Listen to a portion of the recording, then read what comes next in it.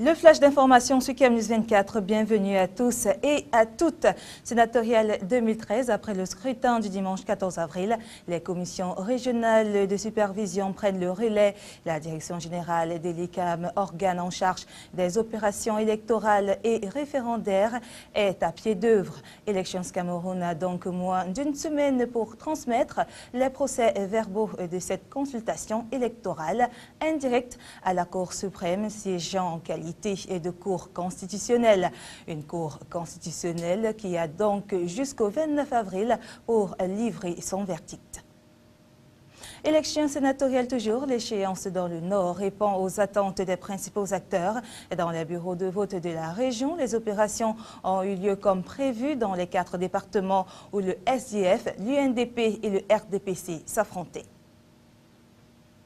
Parlons à présent de coopération Afrique centrale Union européenne. Une délégation de l'UE conduite par l'ambassadeur Raoul Matthäus Paola a visité les locaux de la bourse de la sous-traitance et de partenariat, en abrégé BSTP du Cameroun. Cette importante rencontre a permis de faire un état des lieux depuis l'implantation de cette structure l'année dernière et d'évaluer le chemin parcouru par rapport à son appui escompté dans la remise à niveau des entreprises camerounaises.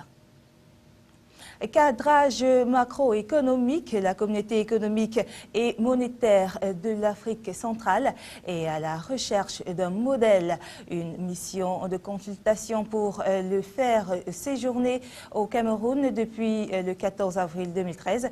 Elle aura une séance ou alors une série d'échanges avec certains ministères sénatoriels, organismes publics et privés sur la structure et les mécanismes de fonctionnement de l'économie nationale. À présent, voici le résumé de la page étrangère avec nos confrères de l'agence France Presse.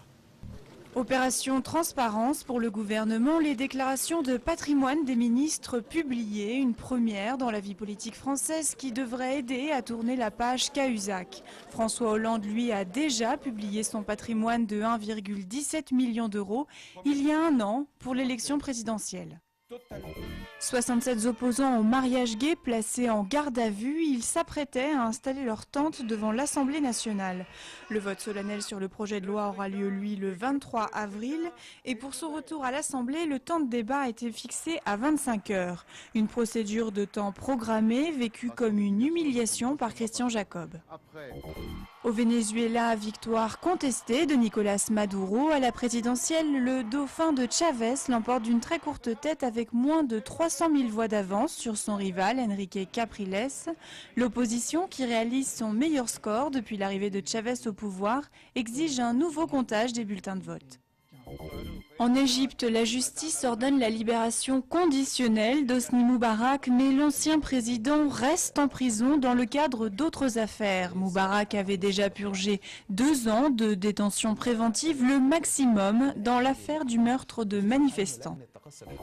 Ça s'appelle le football de table ou le subutéo, à ne pas confondre avec le baby-foot. Pour les passionnés du ballon rond, agiles de leurs petits doigts, il suffit d'une chic note pour faire avancer le pion en plastique et lui faire franchir les barrages de défenseurs.